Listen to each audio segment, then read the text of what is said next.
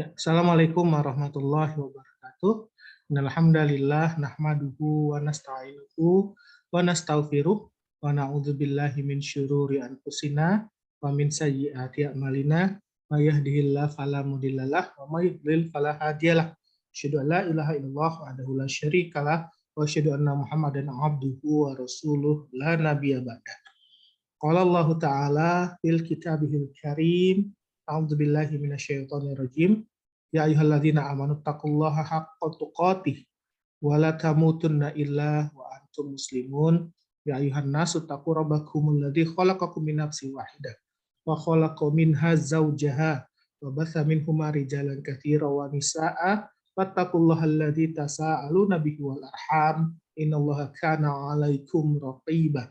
Alhamdulillah adik-adik sekalian, senang sekali rasanya pada pagi hari ini kita bersyukur kepada Allah Subhanahu wa taala atas nikmat yang Allah berikan, terutama nikmat hidayah yang sangat mahal.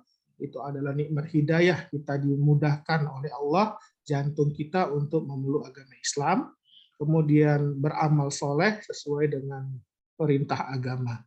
Kemudian kita bersyukur kepada Allah, Allah memberikan kita nikmat sehat yang tidak terkira, nikmat sehat ini, ya.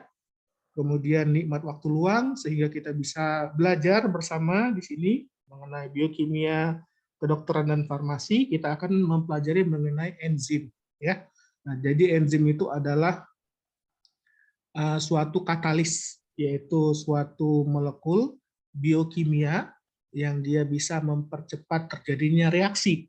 Jadi reaksi itu adalah perubahan dari satu bentuk molekul atau energi menjadi energi yang lain, ya, atau dalam bentuk yang lain. Nah, di lingkungan kejadian reaksi ini ada berbagai macam, ya. Ada reaksi kimia, ada reaksi fisika, ya. Kalau kimia dia bisa berubah menjadi bentuk satu, bentuk yang lain, kemudian dibolak-balik, ya. Nah, kalau yang fisika dia tidak bisa kembali lagi ininya, ya, reaksinya.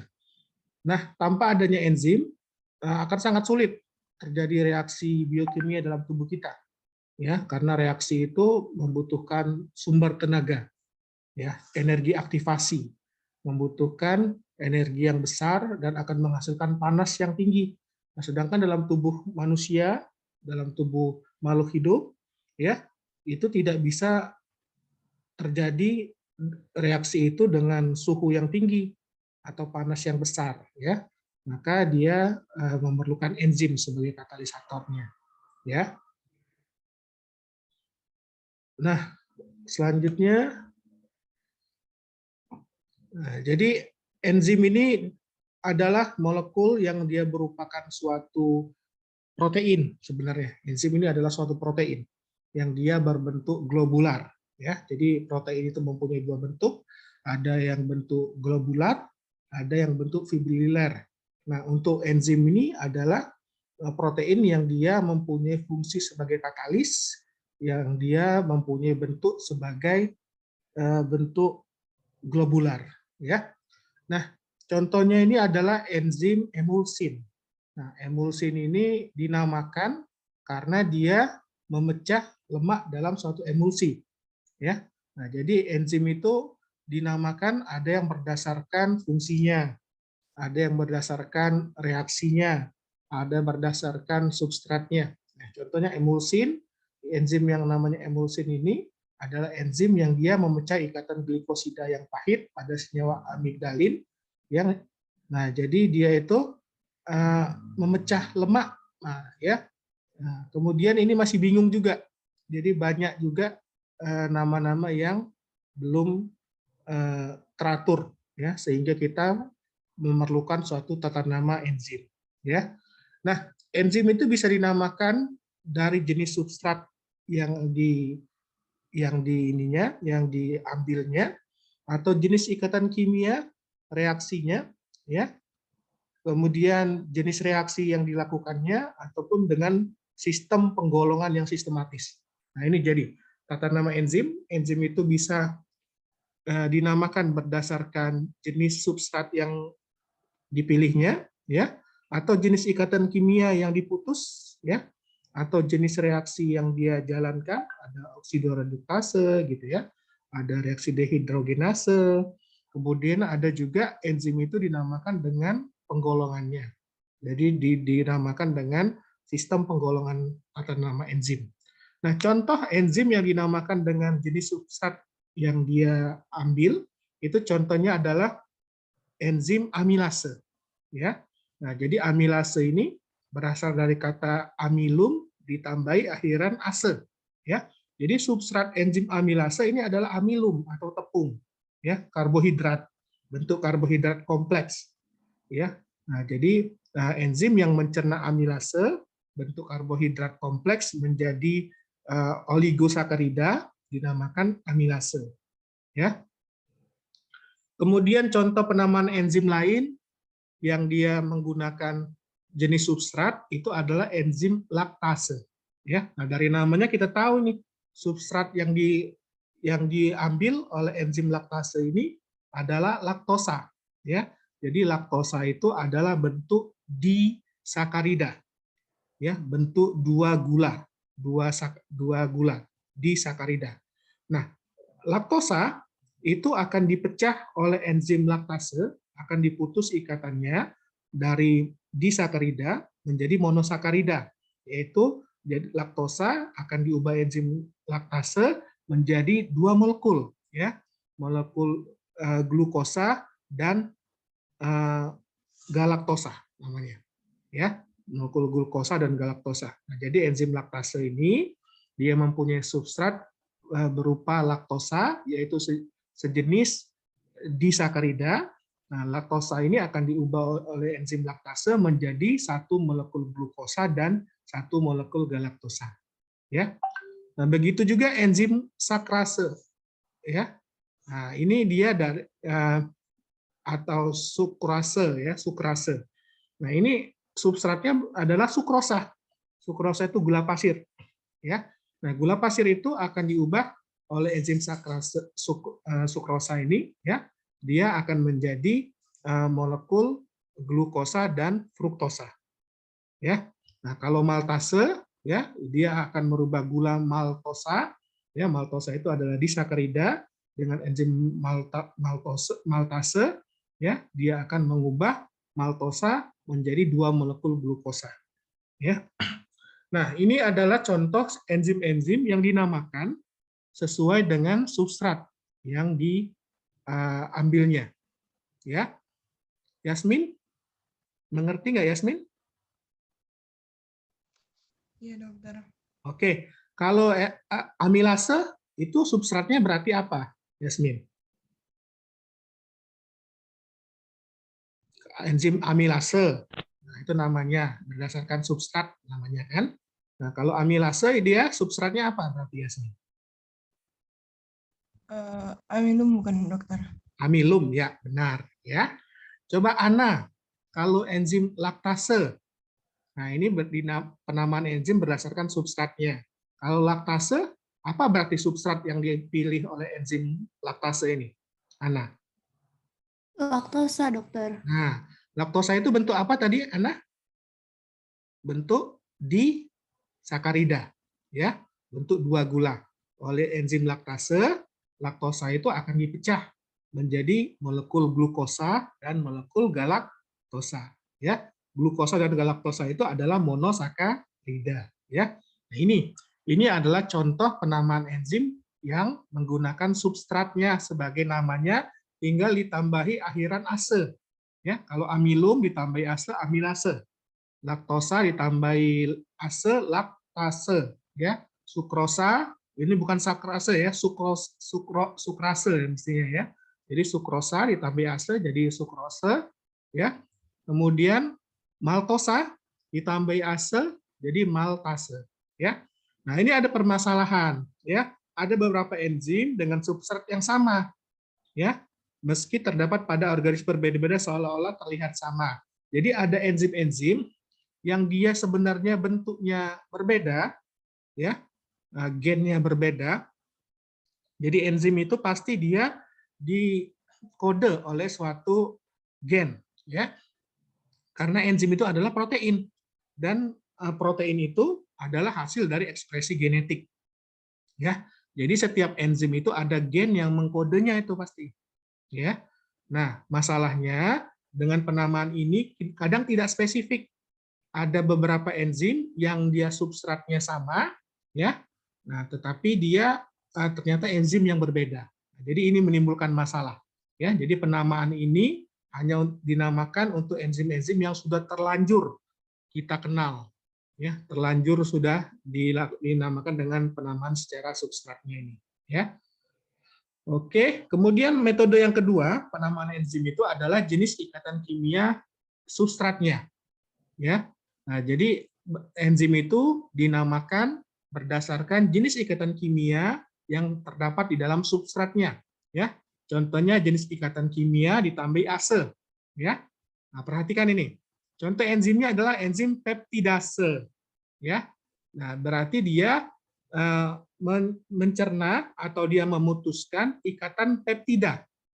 Ya, jadi ikatan peptida itu adalah ikatan antara satu molekul asam amino dengan molekul asam amino yang lain. Namanya ikatan peptida. Ya. Nah, enzim peptidase ini adalah enzim yang dia memutuskan ikatan peptida. Ya. Jadi peptidase. Bisa dia memutuskan atau dia menyambungkan juga bisa.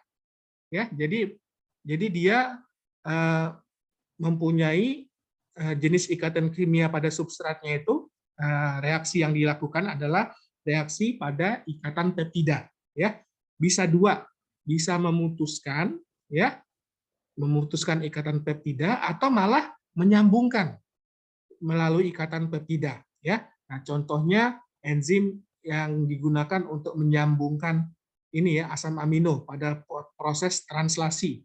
Nah itu dia menggabungkan asam amino satu dengan asam amino yang lain, ya, dengan melalui ikatan peptida, ya. Atau enzim-enzim misalkan pepsin, ya. Nah, pepsin itu dia memutuskan ikatan peptida, jadi mencerna peptida, ya, menjadi asam amino. Nah, ini adalah enzim-enzim peptidase. Jadi peptidase ini adalah jenis ikatan kimia pada substrat, ya, yang dilakukan reaksinya oleh enzim tersebut. Ya. Nah, kemudian contoh yang kedua adalah esterase. Nah, jadi ini bekerja pada ikatan ester. Ya. Nah, misalkan kolesterol ester. Jadi kolesterol itu dia akan disimpan di dalam sel makhluk hidup sebagai bentuk simpanan dalam bentuk kolesterol esterase. Ya. Nah, jadi kolesterol esterase itu adalah penambahan gugus ester pada kolesterol, ya. Nah, ini enzimnya disebut dengan esterase, ya. Jadi ada enzim yang namanya kolesterol esterase, dia memecah ikatan kolesterol esterase menjadi kolesterol dan ester, ya. Dan gugus ester. Nah, ini akan menyebabkan kolesterol itu menjadi lebih sederhana, ya. Jadi waktu proses pencernaan kolesterol, jadi kalau kita makan makanan yang mengandung kolesterol, nah kolesterol dalam makanan itu dia dalam bentuk kolesterol esterase, ya, kolesterol ester maksudnya, kolesterol ester bentuknya. Nah, oleh enzim pencernaan kita di usus halus, ya, itu ada enzim kolesterol esterase. Dia akan memutuskan ikatan kolesterol ester menjadi kolesterol bebas dan ester. Ya. Nah, jadi penamaan ini yang jenis kedua, tadi penamaan pertama berdasarkan jenis substratnya. Penamaan yang kedua adalah enzim itu berdasarkan jenis ikatan kimia pada substrat. Ya. Jadi substrat itu adalah bahan baku, ya. Bahan baku yang dipakai enzim untuk melakukan reaksi. Itu adalah substrat, ya. Substrat akan dikerjakan oleh enzim, ya, akan menghasilkan produk. Ya, akan menghasilkan produk. Ya. Nah, jadi ini penamaan yang komunikatif memang, ya. Jadi dia menggambarkan informasi mengenai jenis ikatan kimia pada substratnya dan memiliki kemampuan pembedaan yang tajam karena dia berdasarkan jenis ikatan kimia yang dilakukan reaksinya oleh enzim itu, ya, yang dikatalis oleh enzim tersebut, ya. Dan ikatan kimia ini Ada dua ini malah, ya, bisa dipecah, ya, diputuskan ikatan kimianya, ikatan peptida tadi contohnya, atau ikatan ester, ya, atau dibentuk. Nah, jadi masih belum spesifik namanya ini, ya.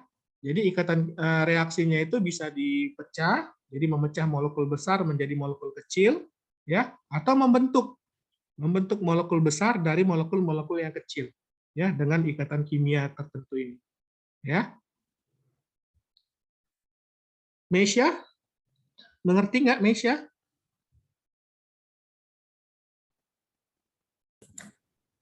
Ngerti, dokter. Nah, coba Mesya, peptidase, enzim peptidase itu apa artinya? Izin menjawab, dokter. Jadi enzim peptidase itu adalah suatu enzim yang reaksinya pada ikatan peptida. Bisa untuk memutuskan atau menggabungkan asam amino yang lain, dokter. Seperti itu. Ya, pintar, benar ya, bisa ya, jadi bisa menangkap ya. Citra, coba jelaskan kalau nama enzimnya esterase itu apa? Bagaimana enzim esterase?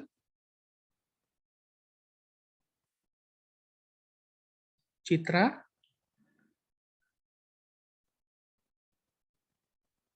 Iya, Dok. Ya, coba ada penamaan enzim berdasarkan ikatan kimianya, contohnya esterase. Coba kamu jelaskan, apa itu enzim esterase? Menurut saya enzim ekstrase itu akan mengubah kolesterol esterase jadi kolesterol ester jadi lebih ringan gitu ya, Dok. Ya. Jadi enzim esterase itu adalah enzim yang dia bekerja pada ikatan ester. Dia mengkatalis reaksi ya, pada ikatan ester. Contohnya pada kolesterol ester, ya. Jadi kolesterol ester itu adalah bentuk simpanan kolesterol di dalam sel makhluk hidup. Jadi kalau kita makan daging misalkan ya, dia kan mengandung kolesterol dalam bentuk simpanan, kolesterol ester. Nah, waktu kita mau mencerna, ya, kita perlu enzim kolesterol esterase, ya, untuk mencerna kolesterol ester menjadi bentuk kolesterol bebas, ya, ditambah dengan ester. Nah, sehingga kolesterol bebas itu bisa kita serap melalui sel-sel usus halus kita. Nah, begitu Citra. Coba diulang Citra. Penjelasannya coba diulang. Enzim esterase adalah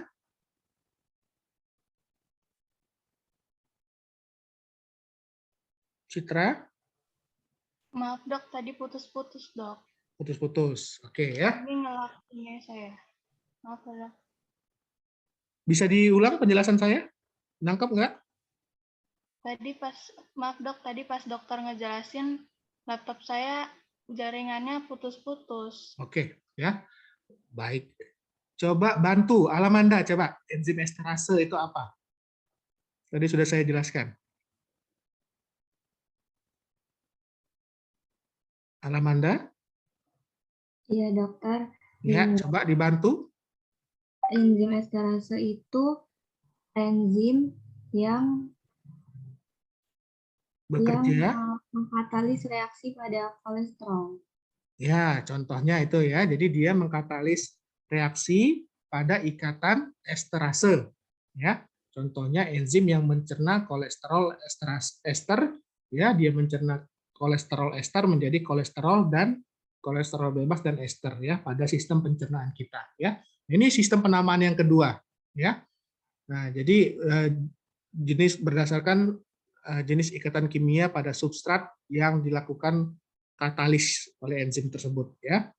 Nah, kemudian yang ketiga, kalau tadi jenis penamaan enzim itu dinamakan berdasarkan jenis ikatan kimianya, yang ketiga adalah enzim itu dinamakan dengan jenis reaksi kimia. Nah, kalau tadi ikatannya ya, yang sistem kedua, ikatan kimianya. Nah, kalau yang ini yang ketiga, enzim itu dinamakan berdasarkan jenis reaksi kimia yang dikatalis oleh enzim tersebut. Ya. Nah, jadi cara penamaannya adalah jenis reaksi yang dikatalis oleh enzim tersebut ditambahi ujungnya ditambahi tambahan imbuhan ase atau akhiran ase, ya. Contohnya glukosa oksidase enzimnya. yang dinamakan dengan jenis reaksi yang dia katalis, ya. Contohnya enzim glukosa oksidase. Nah, enzim glukosa oksidase ini artinya adalah enzim yang dia bekerja ya pada substrat berupa glukosa ya dengan reaksi oksidasi. Jadi dia mengoksidasi glukosa. Ya. Nah, jadi kalau enzim glukosa oksidase ini artinya adalah enzim yang bekerja mengkatalis reaksi oksidasi pada glukosa, ya. Nah, ini pada kondisi anaerob ini. Pada kondisi aerob ini maksudnya, ya. Jadi dia pada kondisi aerob, glukosa oksidase ini dia akan mengoksidasi glukosa. Jadi glukosa itu ditambahkan molekul oksigen, ya, ditambahkan elektron, ya. Nah, jadi dia akan kehilangan elektron, ya, kehilangan elektron dengan penambahan gugus oksigen, ya. Nah, kemudian contohnya lagi itu enzim glukosa oksidase, ya. Yang kedua, enzim yang dinamakan sesuai dengan jenis reaksinya adalah glukosa dehidrogenase. Nah, ini sama-sama glukosa substratnya, ya. Contoh pertama dan kedua ini. Kalau pertama tadi glukosa oksidase, dia mengoksidasi glukosa pada kondisi aerob. Nah, kalau yang kedua ini glukosa dehidrogenase, dia fungsinya adalah melakukan reaksi dehidrogenasi. Jadi menarik air, ya. Jadi dia mengoksidasi glukosa juga, ya, pada kondisi anaerob. Nah, jadi glukosa itu dia akan dilakukan proses dehidrogenase, ya, ditarik airnya. Nah, ini pada kondisi anaerob. Nah, yang membedakan glukosa oksidase dan dehidrogenase ini adalah ada tidaknya oksigen saja, ya. Kalau oksidase dia pada kondisi aerob karena ada molekul oksigen yang ditambahkan. Nah, tetapi pada glukosa dehidrogenase dia mengoksidasi juga glukosa, ya. Jadi dia melakukan ini, ya, ada reaksi oksidasi. Nah, tetapi kondisinya anaerob, dia tidak menggunakan oksigen sebagai sumber elektronnya, ya. Nah, ini contohnya. Kemudian contoh ketiga itu adalah enzim aminotransferase. Nah, dari namanya kita tahu, jadi amino ini adalah gugus amin, ya. Transferase ini adalah reaksi pemindahan, ya. Nah, jadi enzim aminotransferase ini adalah enzim yang mengkatalis pemindahan gugus amino pada satu asam amino, ya, agar dia menjadi asam amino yang lain, ya. Misalkan asam amino yang ini, ya, apa namanya, ini asam amino itu akan diubah menjadi hormon, ya. Asam amino itu bisa diubah menjadi hormon, hormon tiroksin contohnya, ya, hormon-hormon ini tiroid, ya, itu dilakukan proses aminotransferase. Nah, jadi asam amino tersebut dipindahkan gugus aminonya, gugus aminnya, ya, sehingga dia menjadi bentuk hormon, ya, tiroksin, ya, atau asetilkolin, ya, asetilkolin itu neurotransmitter. Nah, dia berasal dari asam amino juga, ya. Nah, asam aminonya dilakukan proses aminotransferase oleh enzim aminotransferase, memindahkan gugus aminonya sehingga dia dari bentuk asam amino bisa berubah menjadi bentuk neurotransmitter, ya. Nah, jenis reaksi ini penamaan enzim berdasarkan jenis reaksinya cukup deskriptif dan informatif, ya. Nah, tetapi ini masih ada kekurangannya, ya. Nah, jadi kekurangannya itu adalah kalau reaksinya panjang dan banyak, ya, namanya bisa panjang sekali, ya. Nah, jadi kita masih memerlukan sistem penamaan enzim yang tepat dan akurat, ya. Oke, coba Destiana, ya. Kalau enzim glukosa dehidrogenase itu apa? Enzim yang bagaimana? Jelaskan coba. Enzim glukosa dehidrogenase. Coba jelaskan. Ya, dokter izin menjelaskan. Glukosa dehidrogenase itu bekerja pada substrat glukosa yang mengkatalis berupa oksidasi yang mengkatalis glukosa pada kondisi aerob. Anaerob. Ya.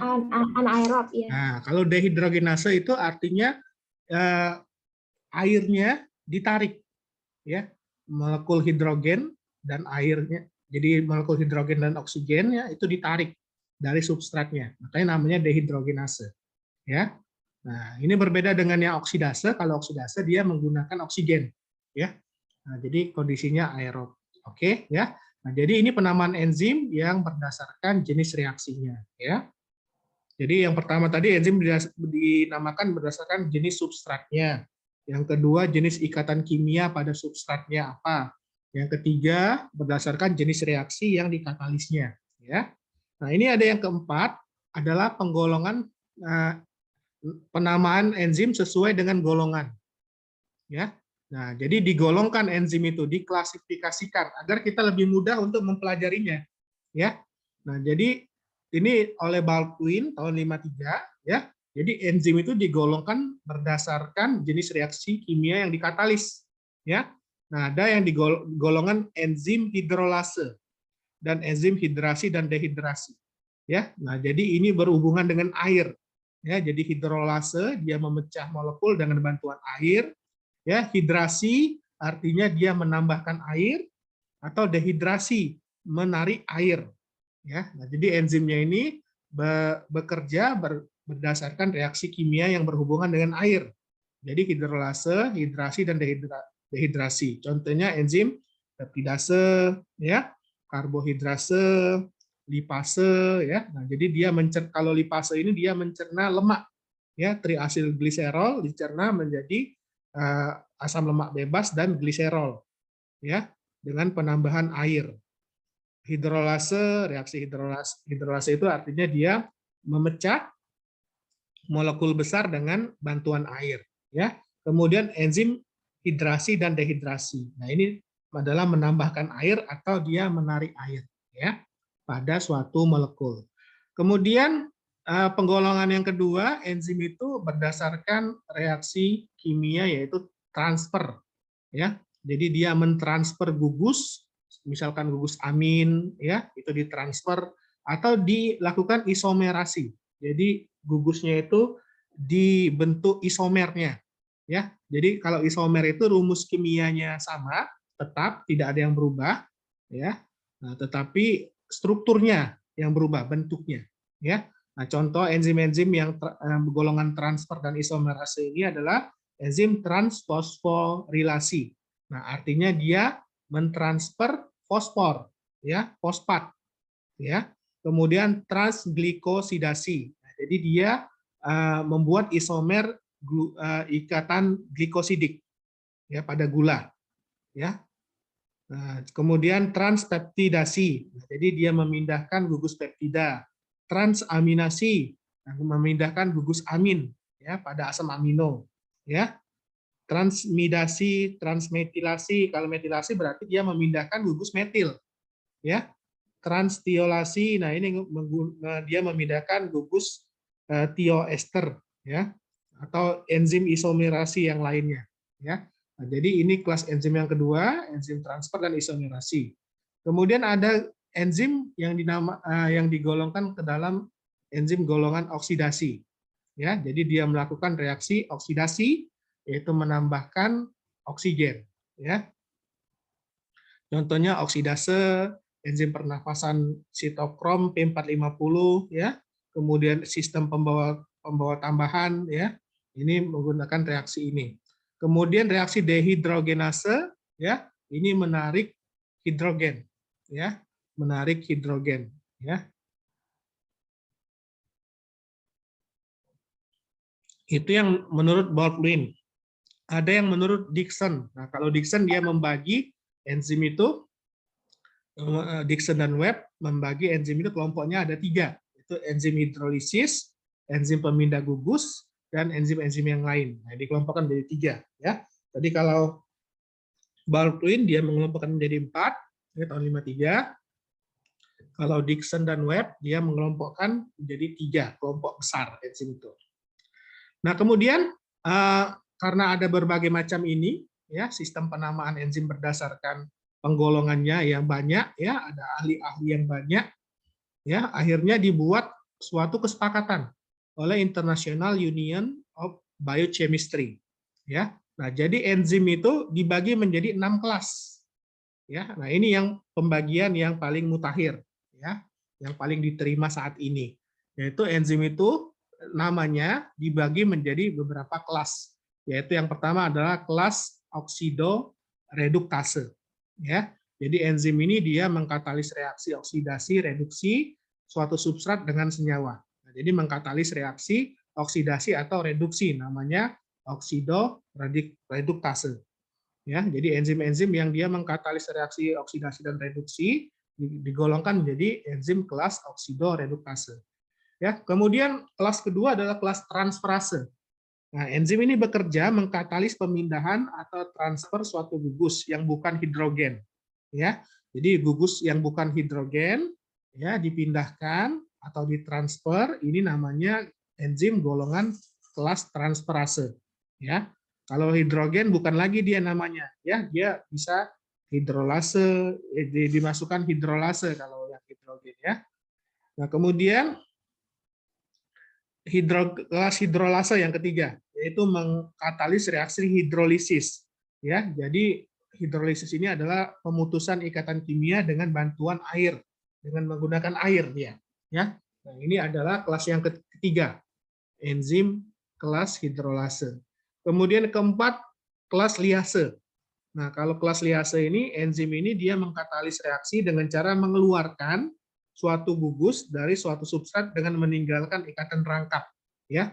Jadi liase itu dia mengeluarkan gugus pada suatu substrat sehingga gugus tersebut akan berubah menjadi ikatan rangkap, ya.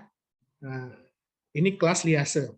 Kalau isomerase dia mengkatalis reaksi pembentukan isomer, ya. Nah, isomer ini dia tidak berubah ininya, struktur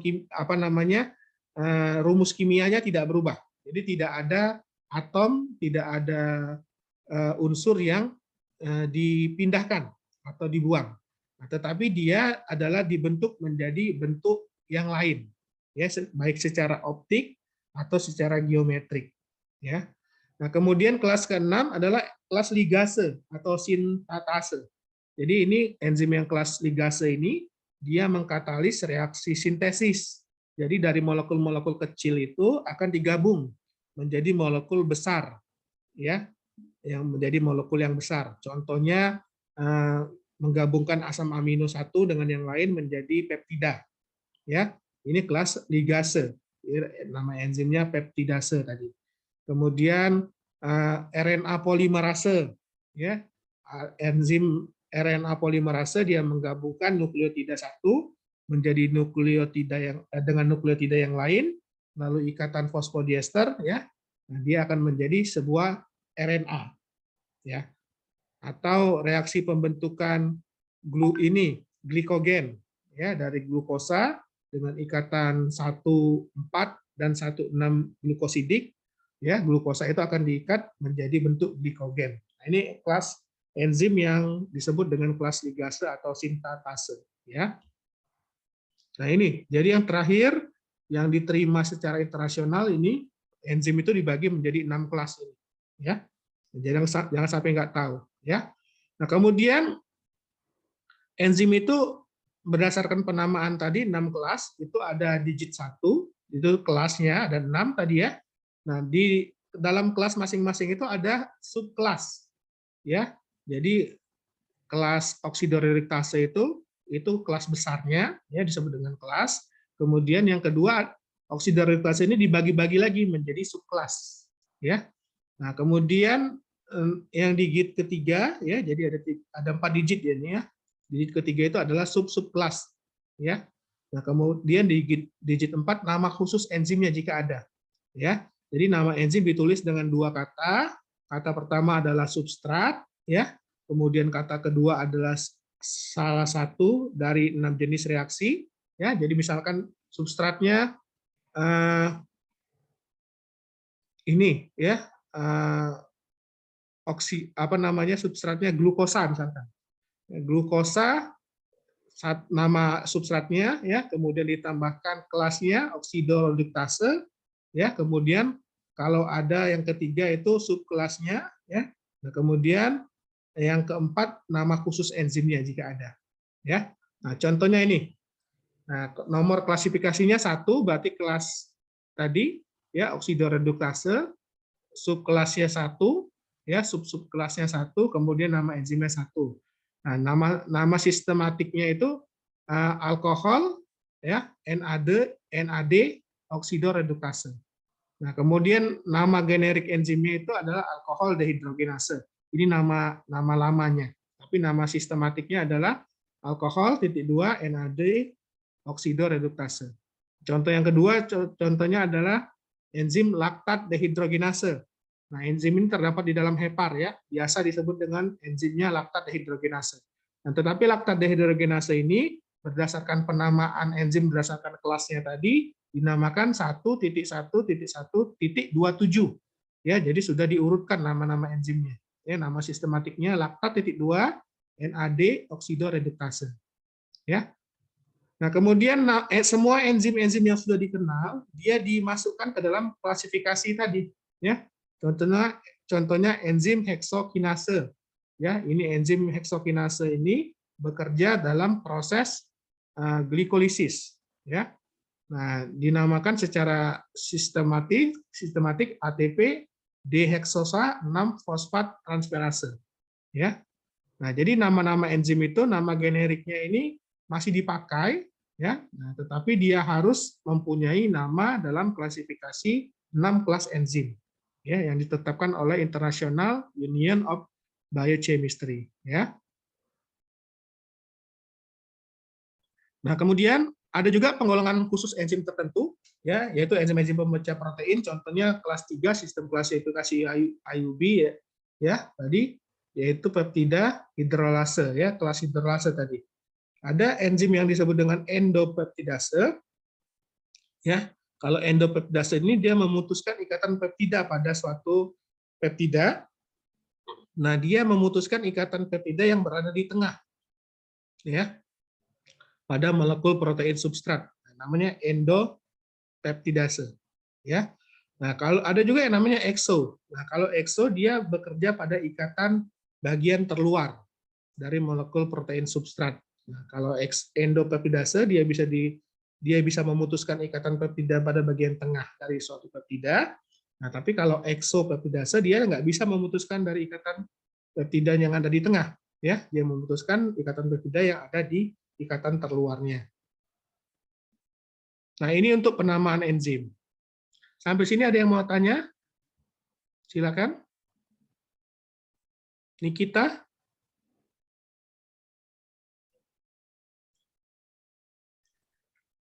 Sepertinya tidak ada, dokter. Sudah cukup jelas ya? Oke. Kita lanjutkan lagi materinya.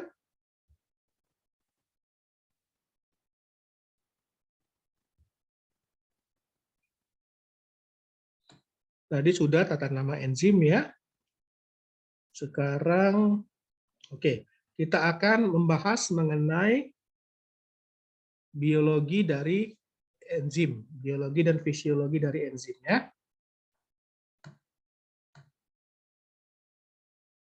Oke, jadi enzim itu mempunyai fungsi biologi ya, Dek ya. Dan dia berperan dalam sistem fisiologi tubuh kita. Adanya gangguan struktur ataupun ada variasi pada fungsi biologi enzim itu, dia bisa menyebabkan gangguan di dalam fisiologi tubuh kita. Ya, jadi ada beberapa penyakit yang disebabkan oleh gangguan fungsi enzim.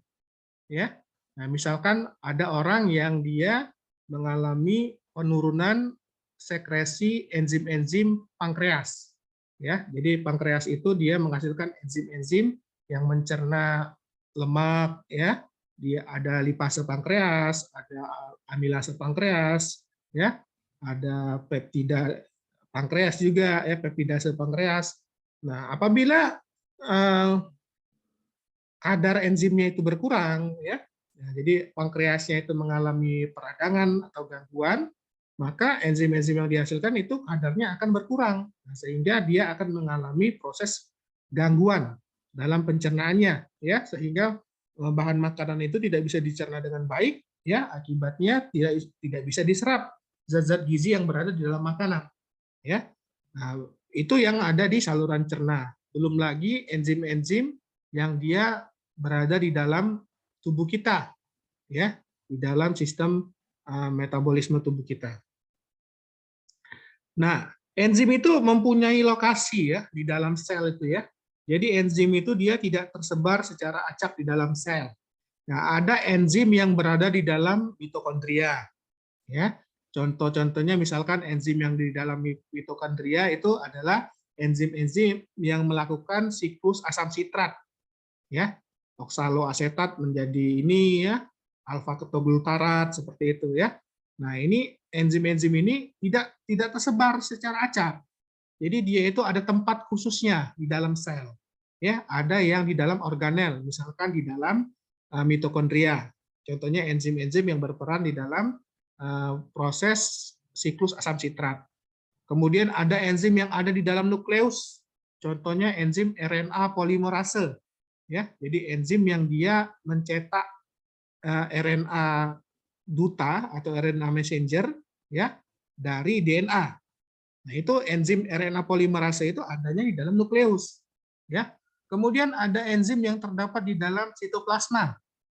Ya, contohnya enzim-enzim glikolisis yang anaerob ya. Nah, jadi enzim yang memecah glukosa menjadi pirufat itu adanya di dalam sitoplasma. Ya.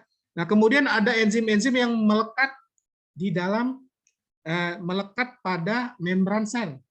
Ya, contohnya enzim karbonik anhidrase atau enzim ini anhidrase karbonat. Ya, nah ini enzim ini dia melekat pada permukaan membran sel. Ya, enzim ini akan mengubah asam bikarbonat ya menjadi bikarbonat. Ya, kemudian CO2 juga bisa diubah menjadi bikarbonat oleh enzim karbonik anhidrase ini.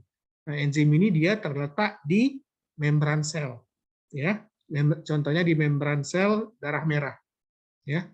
Nah, kemudian ada enzim yang disekresikan, ya, yang dikeluarkan dari sel. Contohnya enzim-enzim di saluran cerna, ya. Nah, jadi di kelenjar ludah kita di mulut itu ada kelenjar parotis, ya, ada kelenjar sublingual, ada kelenjar submandibular, ya. Nah, kelenjar-kelenjar ini dia akan menghasilkan enzim ya berupa amilase ludah, ya, atau enzim petialin. Nah, enzim ini dia akan disekresikan dari sel, jadi dikeluarkan, ya, untuk membantu proses pencernaan. Nah, jadi enzim itu tidak acak, ada lokasinya tersendiri di dalam sel, ya. Nah, masing-masing lokasi itu menentukan fungsinya, ya.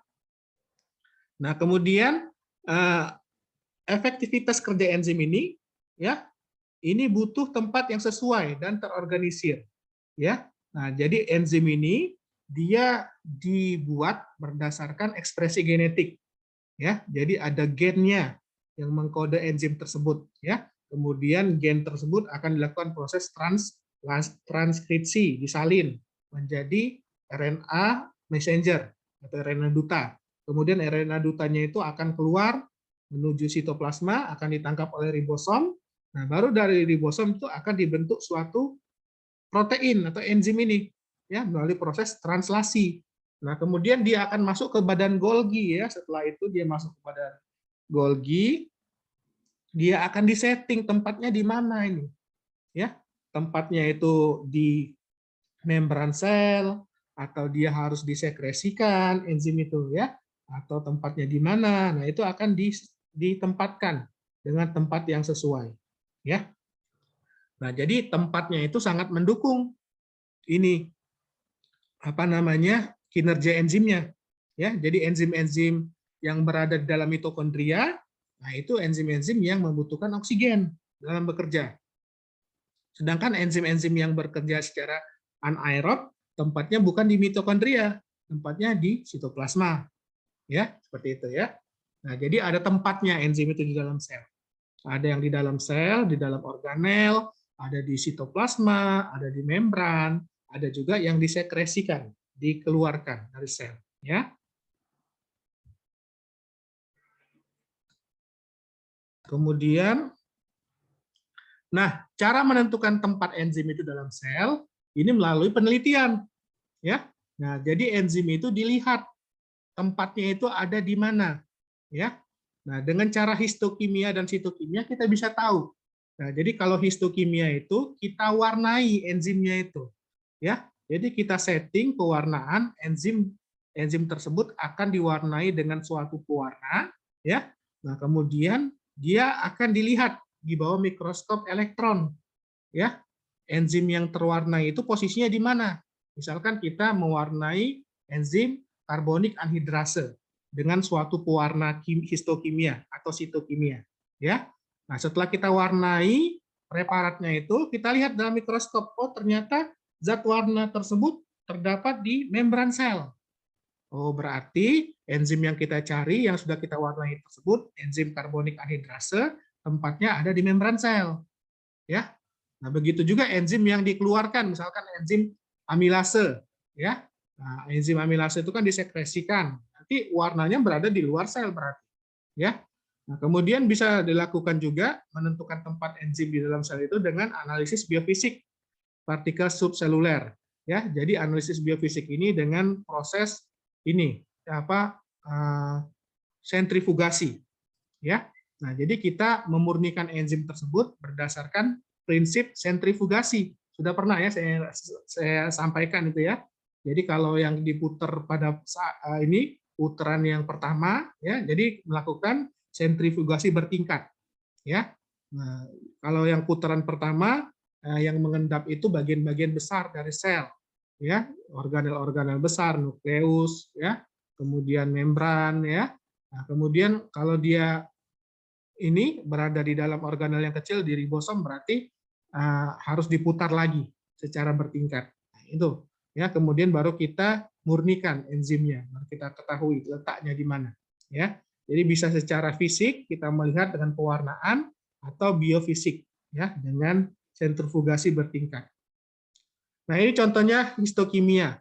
Jadi kita mewarnai enzim tersebut ya dengan menggunakan substrat tertentu, ya. Dia akan menghasilkan warna yang spesifik. Nah, jadi kita bisa mendeteksi lokasi enzim. Nah, contohnya ini kita mau melihat enzim fosfatase. Ya, ada di mana posisinya dalam sel? Di membran atau di nukleus, ya, atau di sitoplasma. Nah, ini substrat ini kita tambahkan di dalam preparatnya itu substrat berupa naftil fosfat, ya. Nah, dia akan diubah oleh enzim fosfatase menjadi naftol dan ion fosfat, ya. Nah, kemudian naftol ini ditambahkan lagi dengan garam diazo, yaitu p-nitroanilin, ya. Nah, sehingga naftol ini akan bereaksi dengan p-nitroanilin membuat warna yang khusus, ya, warnanya agak keunguan itu, warna diazo namanya. Nah, jadi kita mau melihat enzim fosfatase ini ada di mana? Ya, di organel atau di nukleus atau ada di membran, ya.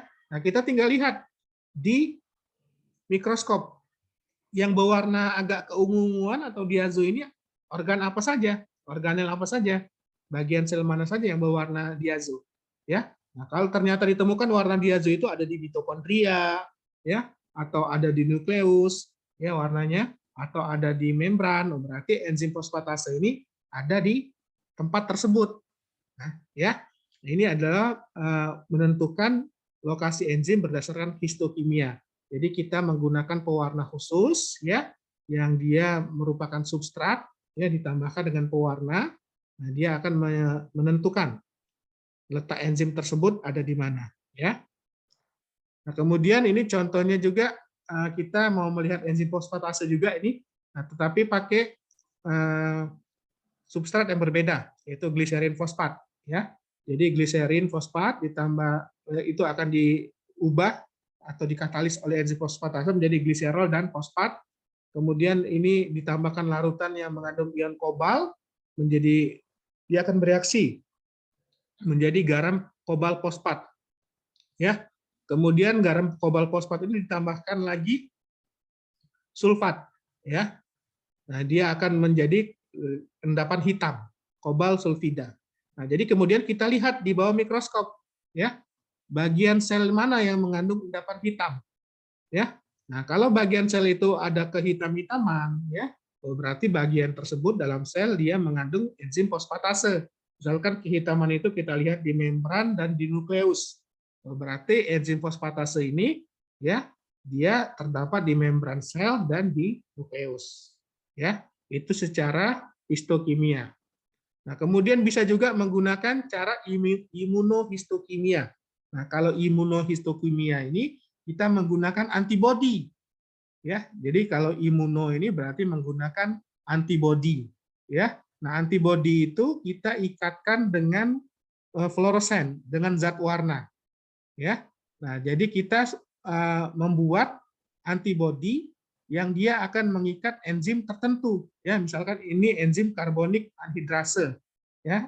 Nah, enzim A ini kita mau mencari enzim karbonik anhidrase ini ada di mana saja sih dalam sel? Di dalam sel nih. Ini sel, ya. Nah, jadi kita tambahkan antibodi yaitu anti-A, anti karbonik anhidrase, ya, antibodi terhadap enzim karbonik anhidrase yang sudah diikatkan oleh pewarna. Jadi fluoresen, ya, zat yang berpendar sudah diikatkan. Nah, setelah itu kita lihat dalam mikroskop bagian mana yang berpendar itu, ya, apakah di membrannya, apakah di nukleusnya, ya. Nah, ini yang membedakan tadi. Kalau tadi yang pertama histokimia itu menggunakan substrat yang dia akan menghasilkan warna yang mengendap. Kalau imunohistokimia yang digunakan adalah antibodi yang sudah diikatkan dengan fluoresen. Ya, nah jadi ini lebih mahal biasanya yang imunohistokimia daripada yang kimia biasa. Ya. Nah, kemudian kalau biofisik ini kita pisahkan berdasarkan kepadatan. Jadi tadi secara visual, ya, kita bisa melihat melalui histokimia dan imunohistokimia, ini visual kita lihat, ya. Nah, kemudian secara biofisik kita memisahkan enzim tersebut berdasarkan kepadatan atau densitasnya, ya. Jadi pertama sel itu kita pecahkan dulu dengan blender, ya, atau kejutan hipoosmotik. Nah, kemudian sel itu kan akan pecah, membrannya pecah, organelnya masing-masing pecah, kemudian lakukan pemisahan sel berdasarkan densitasnya, dilakukan proses sentrifugasi, ya. Nah, kemudian kita periksa masing-masing hasil sentrifugasi tersebut, ya. Nah, contohnya ini, kita punya sel hepar nih, hepar tikus. Kita mau mencari enzim laktat dehidrogenase itu ada di mana posisinya, ya. Nah, kita hancurkan dulu hepar tikusnya itu. Jadi hati tikusnya kita hancurkan dulu menjadi bentuk homogen, ya. Dihancurkan dulu pakai blender, ya. Bisa juga pakai tekanan osmotik, ya, dengan agitasi juga bisa. Nah, kemudian kita putar dulu satu kali dengan kecepatan 6.000 gravitasi. Ini selama 10 menit. Nah, dia akan berpisah menjadi dua. Ada ininya yang filtratnya, ya, ada yang endapannya, ya, ada yang filtratnya, ada yang endapannya. Nah, yang mengendap pertama ini dia nukleus, ya. Nah, kita periksa dalam nukleus ini apakah terdapat enzim yang kita cari, ya. Ini kalau enzimnya ada dalam nukleus, ya. Kalau kita ingin memisahkan ini lagi bagian-bagian organel yang lebih kecil daripada nukleus, ya, contohnya mitokondria, kloroplas, lisosom, peroksisom, ya, maka kita putar lagi yang ininya, yang di atas, cairan yang di atas endapan ini kita ambil, kemudian kita putar lagi dengan kecepatan lebih cepat lagi. Kalau tadi pertama 6.000 G, ini 15.000 G, ya. Maka dia akan menghasilkan dua lapisan. Yang mengendap ini bagian kecil-kecil dari sel, mitokondria, kloroplas, ya. Nah, kita periksa enzimnya tersebut ada di sini nggak? Ya. Oh, kalau dia ditemukan di nukleus, di mitokondria juga ada, ya. Berarti enzimnya itu ada di nukleus dan di mitokondria, ya. Nah, kalau kita mau memeriksa lebih teliti lagi, ya, apakah enzim tersebut ada di plasma membran, mikrosom, ya, atau bagian-bagian yang lebih kecil lagi, poliribosom, ya. Maka filtratnya ini, ya, kita putar lagi dengan kecepatan 100.000 G, ya. Nah, ini akan mengendapkan bagian-bagian sel yang lebih kecil, ya, plasma membran, kemudian fraksi-fraksi atau bagian dari mikrosom, ya. Kalau kita mau mencari di organel yang lebih kecil dan lebih ringan lagi, ya ribosom misalkan, ya ribosom unit yang kecil. Nah, ini kita putar lagi ininya, filtratnya ini, ya. Maka dia akan mengendapkan bagian-bagian sel yang lebih ringan, ya. Nah, kalau kita mau melihat apakah di sitoplasma, ya, atau di sitosol, ya, maka kita ambil filtratnya lagi, ya. Ini yang diperiksa. Nah, ini melalui pemusingan bertingkat atau sentrifugasi bertingkat, ya. Jadi ada dua tadi secara visual kita menggunakan histokimia dan imunohistokimia, ya, dengan pewarnaan dilihat di mikroskop. Nah, kemudian yang ini biofisik melalui pemusingan atau pemutaran atau sentrifugasi bertingkat, ya. Nah, kemudian pola enzim dalam perkembangan sel. Jadi enzim ini dia berperan dalam proses mitosis, pembelahan sel, ya. Nah, jadi itu ada enzim-enzimnya, dia sangat berperan. Tanpa adanya enzim, ya, proses itu akan sangat sulit, ya. Kemudian enzim ini ada di dalam sistem pencernaan, ya, umumnya kelas hidrolase tadi. Jadi dia memecah molekul makanan besar menjadi molekul yang lebih kecil atau sederhana. Contohnya peptidase, ya, amilase tadi, ya, sukrase, ya. Kemudian enzim yang terdapat di dalam sistem metabolisme, yaitu zat gizi dan xenobiotik. Nah, contohnya enzim sitokrom P450, ya, enzim yang dia akan melarutkan zat-zat asing dalam tubuh kita yang termakan, ya, misalkan molekul obat, ya, atau molekul-molekul benda asing, pestisida, ya, seperti itu, ya, yang bukan zat gizi. Nah, dia akan dinetralkan atau dilakukan proses detoksifikasi oleh enzim sitokrom P450. Ini dalam hepar, ya. Kemudian dalam sistem pernapasan, ya, ada enzim K+ATPase. Nah, yang dia mengikatkan molekul fosfat ke dalam molekul ADP sehingga menjadi ATP. Ya, ini terdapat dalam mitokondria nih enzim ini, ya. Kemudian ada enzim yang berperan dalam sistem lokomosi. Nah, biasanya bersifat ATPase. Ya, jadi sistem pergerakan otot kita, ya, otot kita memanjang, memendek, ya, berkontraksi. Nah, itu memerlukan tenaga, ya, dari ATP. Nah, jadi dia akan memutus ikatan dari ATP, ya, diputus menjadi ADP dan energi. Nah, ini contohnya dalam proses kontraksi otot, ya, seperti itu. Kemudian ada enzim yang mempertahankan gradien, ya, mempertahankan perbedaan kadar natrium, ya. Jadi natrium itu di dalam sel itu lebih kecil konsentrasinya dibandingkan di ekstrasel, ya. Itu harus tetap dipertahankan. Nah, kadar natrium dalam sel harus lebih sedikit dibandingkan kadar natrium di luar sel. Nah, yang mempertahankannya itu adalah pompa natrium, ya. Nah, kalau dia pompa natriumnya tidak bekerja, selnya akan mati, ya. Kemudian yang dalam sistem saraf itu ada enzim namanya asetilkolin esterase, ya. Nah, jadi asetilkolin ini merupakan neurotransmitter yang diteruskan dari ujung dendrit, ya, ke akson, ya. Jadi untuk menyampaikan pesan dari sel saraf yang satu ke sel saraf yang lain, ya, dia akan menyampaikan pesan, ya. Nah, pesan itu harus diakhiri, ya, harus asetilkolinnya itu harus dicerna oleh enzim namanya asetilkolin esterase agar dia tidak terjadi kejang, ya, atau eksitasi yang berlebihan dari sel-sel saraf. Kemudian tubuh kita mempunyai sistem pertahanan, ya. Tubuh kita menghasilkan lisozim, ya, kemudian mieloperoksidase untuk mempertahankan tubuh kita terhadap kuman-kuman, ya,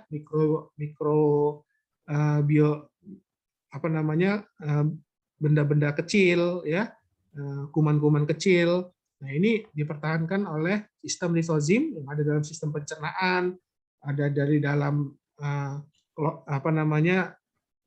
di mata kita ada juga, gitu ya. Nah, ini mempertahankan tubuh kita terhadap serangan mikroba, ya, benda-benda asing.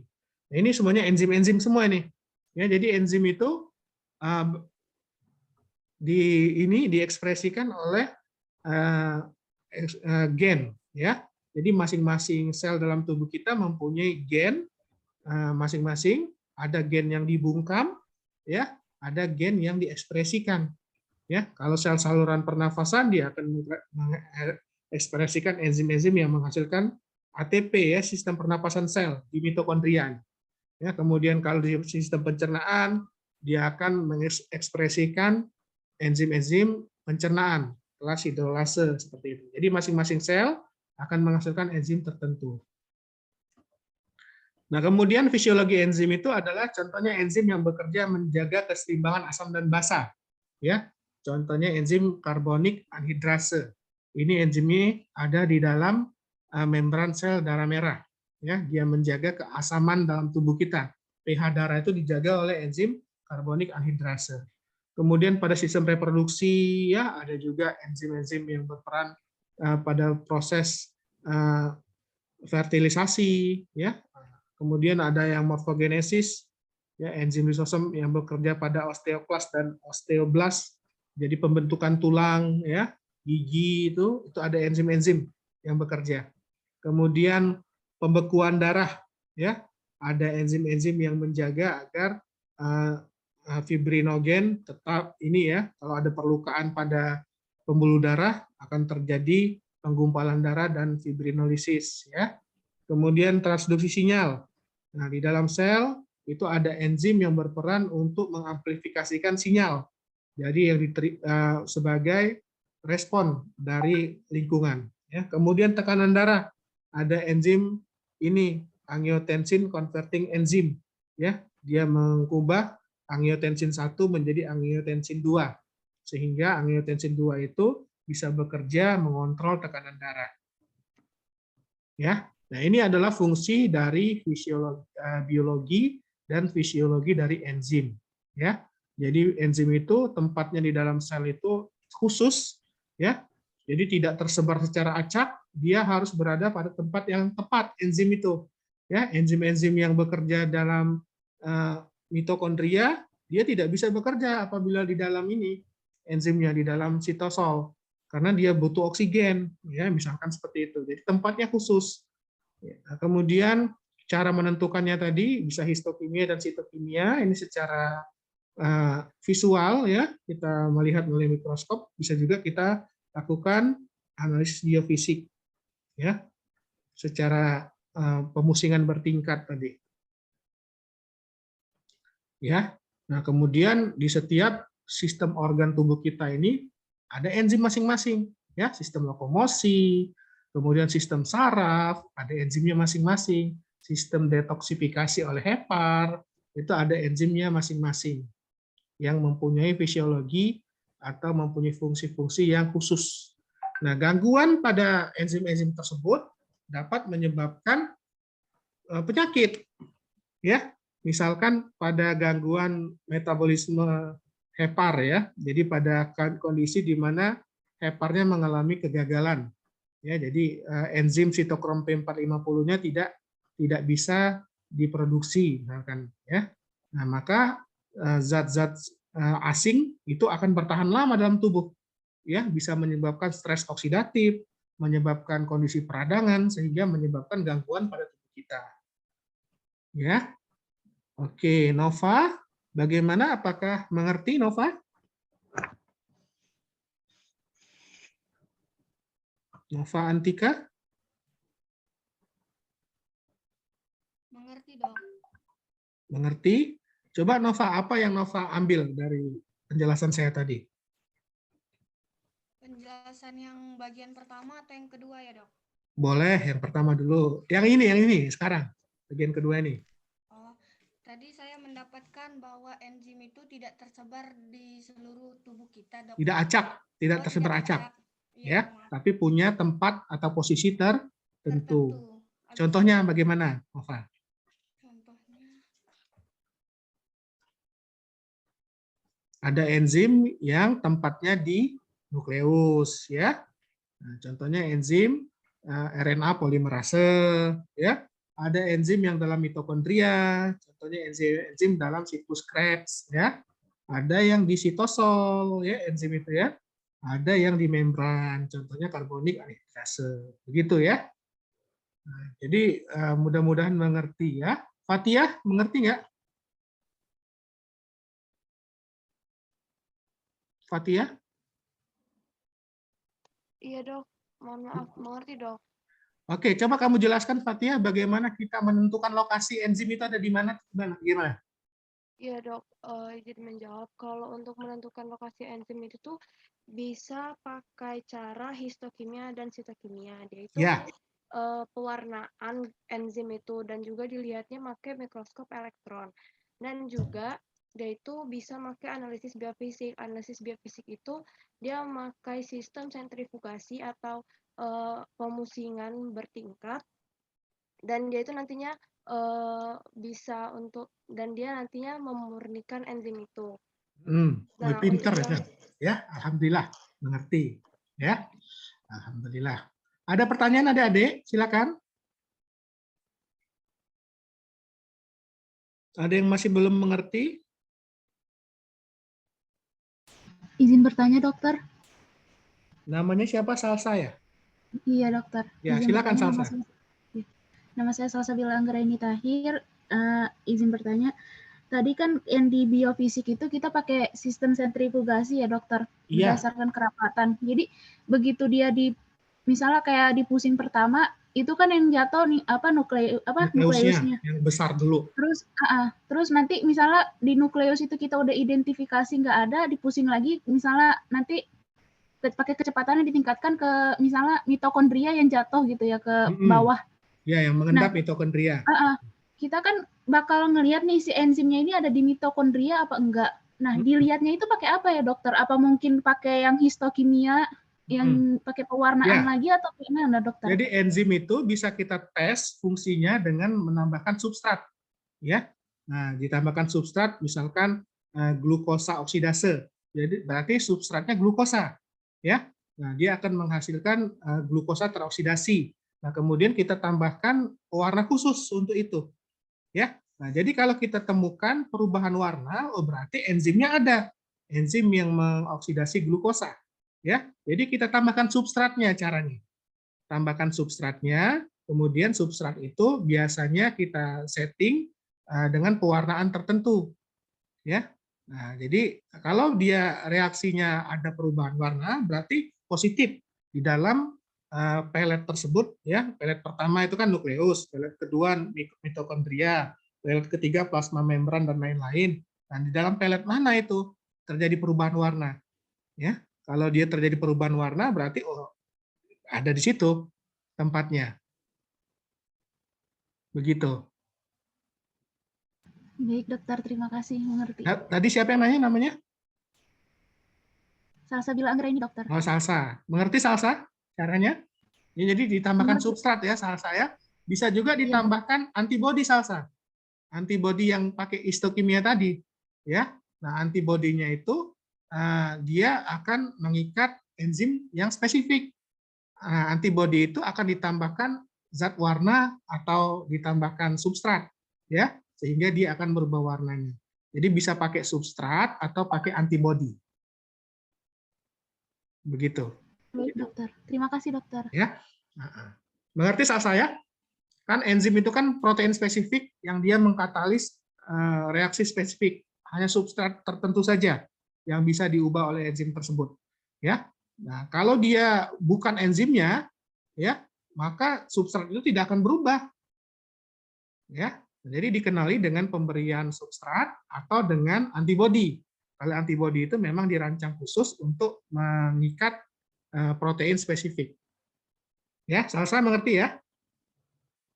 Iya, dokter. Nah, kalau ini kita nggak pakai mikroskop elektron ini, kalau yang bertingkat ini nggak ngelihat langsung, tapi kita pakai analisis dari peletnya ini, ya.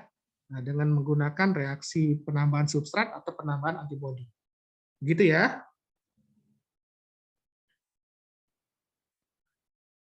Oke, kita lanjutkan ya. Kita lanjutkan. Tadi bagian 2 ya. Masih banyak ini. Mudah-mudahan kalian tahan ini ya.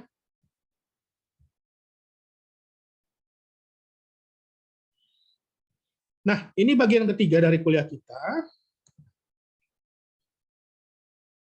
Oke, tadi kita bagian pertama membahas penamaan enzim ya. Kemudian yang kedua kita membahas biologi enzim, fisiologi enzim, tempatnya ada di mana ya. Nah, kita akan membahas yang ketiga ini mengenai bagian-bagian dari enzim.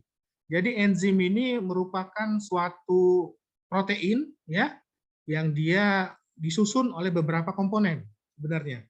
Ada yang disebut dengan kofaktor, koenzim ya, ada apoenzim dan ada juga disebut dengan proenzim ya. Nah, ini percobaan dilakukan oleh Bertrand ya. Nah, jadi Bertrand ini melakukan percobaan. Jadi dia mencoba suatu enzim dengan aktivitas tertentu ya. Nah, ternyata enzim ini bisa melewati pori yang sangat kecil dari membran dialisis. Jadi waktu disaring, enzim ini ternyata hasil saringannya itu dengan pori membran dialisis, ya pori membran yang kecil disaring, ternyata dia bisa lolos enzim itu. Ya, jadi enzim ini sangat kecil. Jadi senyawa enzim ini, ya dia kecil.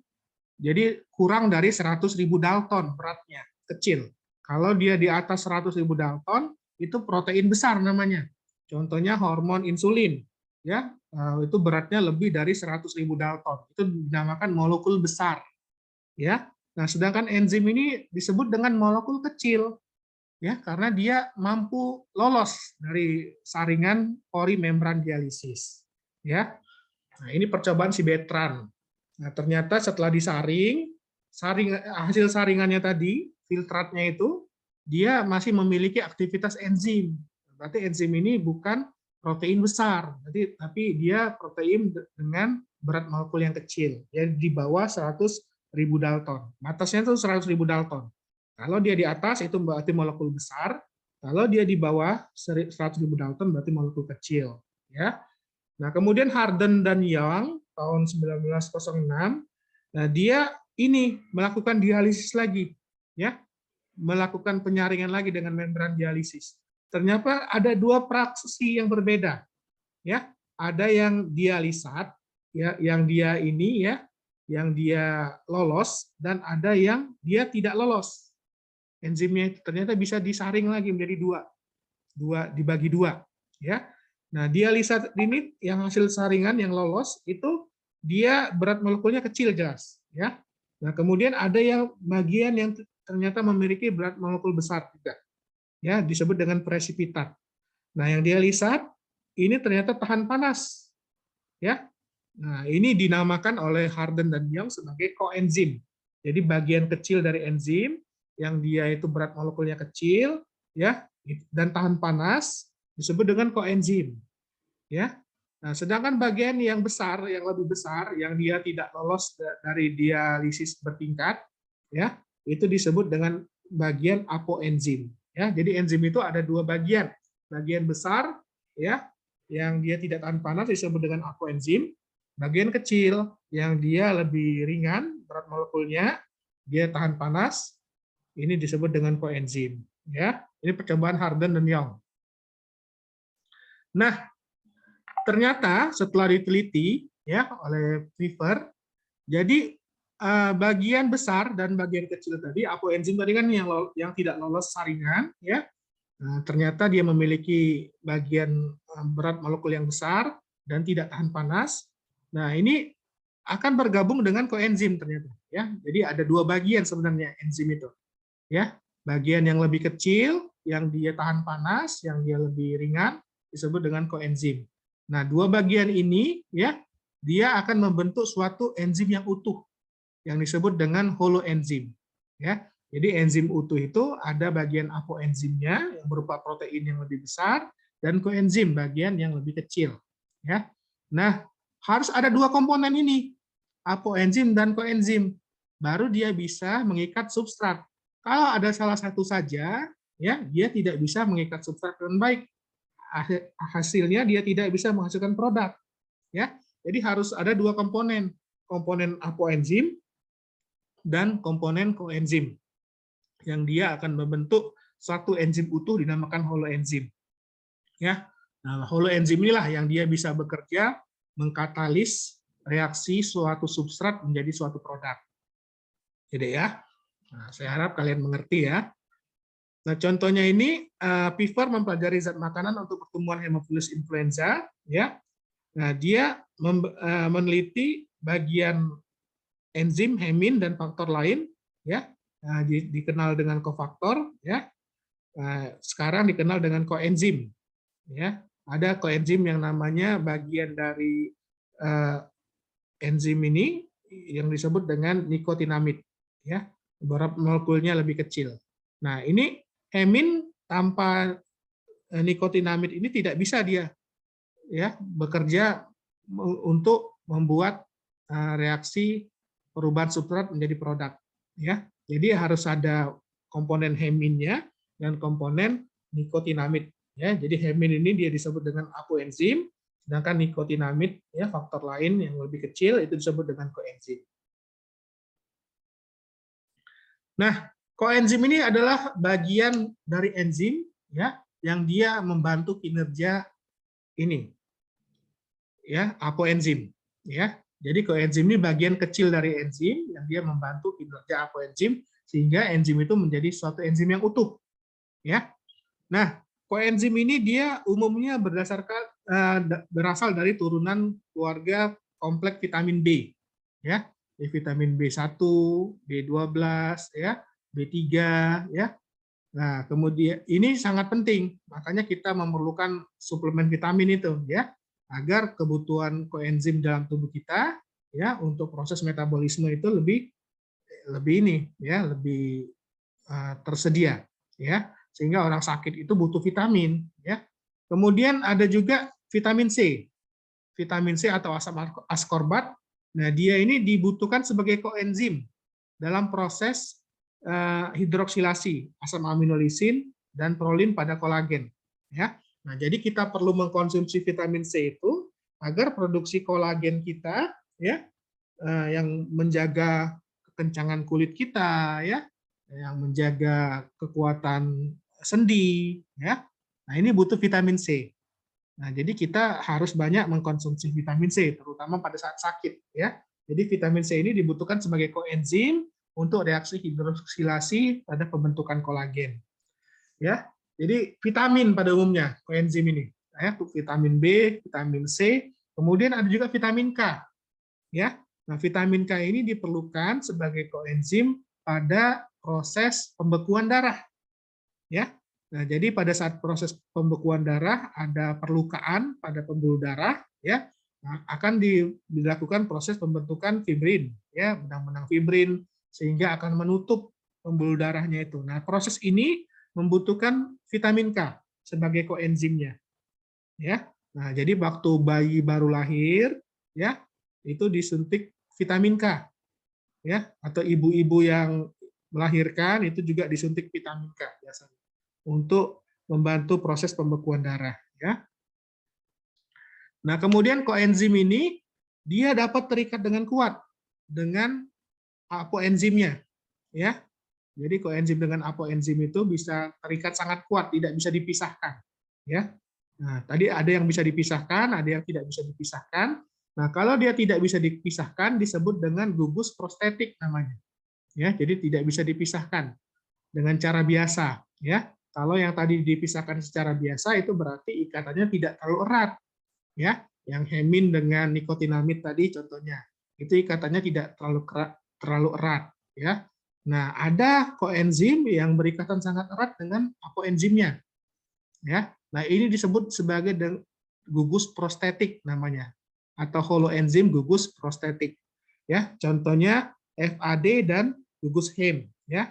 Nah, FAD ini adalah flavin, ya. Jadi dia ini koenzim dari vitamin B, ya, dengan gugus hem pada hemoglobin, ya. Nah, jadi vitamin FAD ini, ya, yang berasal dari turunan dari vitamin B ini, dia berikatan sangat kuat dengan gugus hem pada komponen enzim di hemoglobin. Nah, ini disebut dengan gugus prostetik, tidak bisa dipisahkan dengan pengendapan atau dialisis biasa, ya. Jadi disebut dengan gugus prostetik. Nah, kemudian koenzim juga bisa berperan sebagai kosubstrat. Nah, artinya apa? Jadi koenzim itu dia dapat membantu mengenali substrat, ya. Jadi dia dapat membantu proses, ya, katalis, ya. Nah, ada juga logam-logam, ya. Tadi selain turunan vitamin B, vitamin C, vitamin K, ya, ada juga logam-logam yang dia membantu kinerja enzim, ya. Nah, jadi ada logam-logam yang dia terikat langsung dengan apoenzimnya, ya. Tapi ada juga yang tidak terikat langsung dengan apoenzim, tapi melainkan dengan gugus prostetik, ya. Nah, jadi enzim ini ada yang diaktifkan oleh logam. Contohnya enzim penggumpalan darah, ya, dia membutuhkan logam atau elektrolit berupa kalsium, ya. Kemudian enzim dipeptidase, ya. Nah, ini memerlukan kobal, logam kobal, ya, yang dia terikat langsung dengan apoenzimnya, ya, disebut dengan metaloenzim, ya. Ikatannya sangat kuat kalau metaloenzim ini, ya. Kemudian enzim fosfatase kinase, ya. Dia butuh logam magnesium, ya, butuh logam magnesium sebagai koenzimnya, ya, sebagai pembantunya, ya, sehingga dia bisa menjalankan fungsinya sebagai katalis. Jadi ada logam-logam yang diperlukan, ya, magnesium, kalsium, ya, kobal, kemudian kuprum, besi, ya. Nah, kalau besi ini dia tadi berhubungan dengan ini, ya, dengan hem, ya, dengan hem. Nah, kemudian hubungan antara enzim dan koenzim. Jadi koenzim yang bekerja pada enzim umumnya hanya mengkatalis reaksi pemindahan gugus, ya, dari suatu substrat ke senyawa lain yang memerlukan gugus tersebut.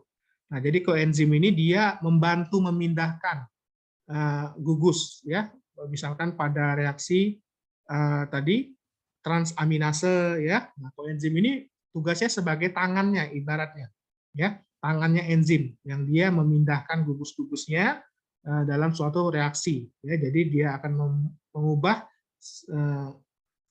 substrat menjadi produk, ya. Kemudian kalau untuk enzim dan logam, ya, enzim yang bekerja lebih beragam, tidak hanya enzim yang bekerja pada reaksi oksidasi reduksi, ya. Nah, ini membutuhkan logam-logam tadi, ya, untuk dia bekerja dengan baik. Nah, jadi kesimpulannya adalah peran logam dalam mengkatalis reaksi enzimatik ternyata lebih luas dari peran koenzim, ya. Jadi kalau koenzim tadi dia memindahkan saja gugus-gugusnya, membantu pemindahan gugus. Nah, tetapi kalau logam, ya, dia lebih luas ininya, fungsinya, bukan cuma memindahkan gugus, ya, tapi juga beragam, lebih beragam dia fungsinya di dalam suatu enzim, ya. Nah, kemudian enzim-enzim itu kadang disekresikan dia dalam bentuk belum aktif, ya, disebut dengan proenzim. Contohnya enzim pencerna protein di dalam lambung, ya, pepsinogen, ya. Nah, jadi pepsinogen ini disekresikan oleh sel-sel di dalam lambung dalam bentuk inaktif, ya. Jadi dia akan aktif kalau ada makanan yang masuk dalam lambung, ya.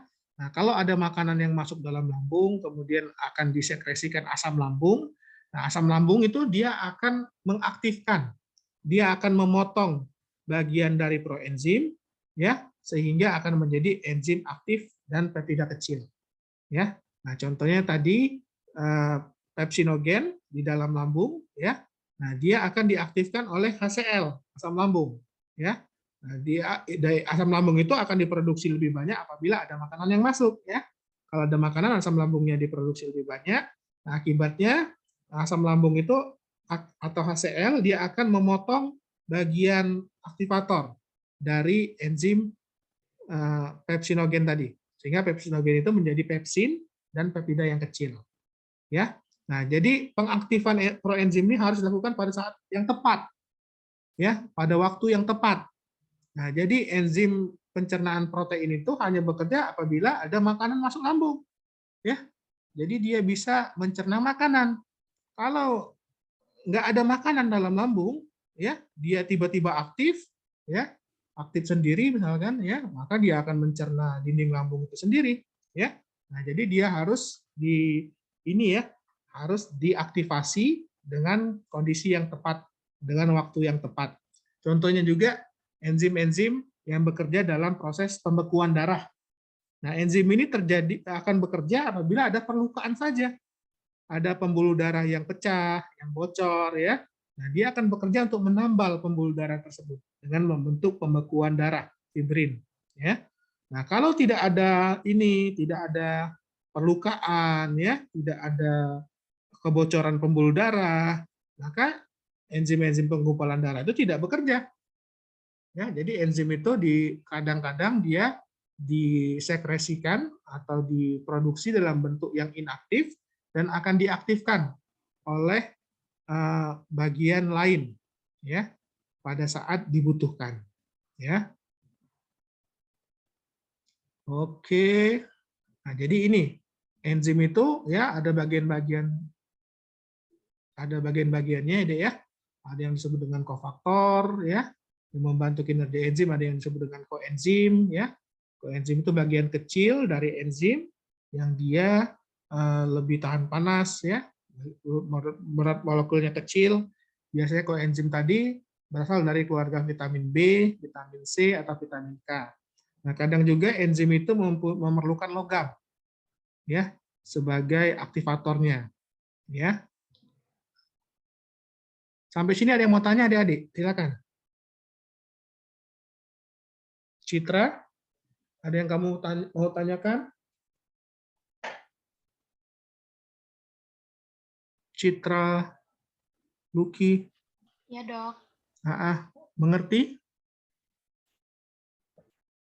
Atau ada yang bingung?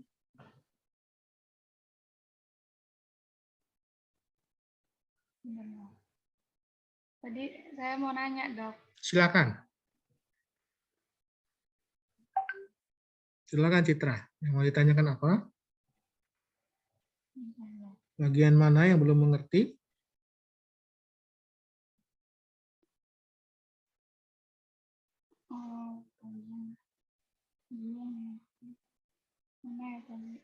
Citra mengerti enzim itu terdiri dari bagian apa saja? Ada 2 bagian besar, Dok. Ya, ada 2 bagian. Ya, yang besar disebut dengan apoenzim. Ya. Apoenzim, yang kecilnya koenzim, Dok. Koenzim, ya. Nah, koenzim ini umumnya dia dari turunan vitamin, ya. Vitamin B, vitamin C, atau vitamin K. Ya. Nah, ada juga enzim yang membutuhkan logam, ya, agar dia dapat bekerja dengan baik. Selain koenzim yang berupa turunan vitamin, ya, enzim itu juga membutuhkan logam, ya, sebagai aktivatornya. Ya, mengerti, Citra? Iya, Dok, mengerti, Dok. Oke. Ada yang mau tanya untuk bagian ketiga ini?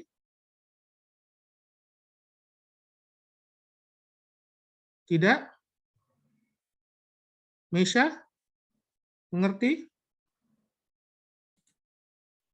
Alhamdulillah sudah mengerti, dokter. Oke, alhamdulillah. Jam berapa sekarang? Jam 11.46. Ya, mungkin satu lagi, ya. Ini nggak selesai ini, satu pertemuan ini. Tapi ya mau diapakan, ya? Memang cuma satu pertemuan ininya, materinya.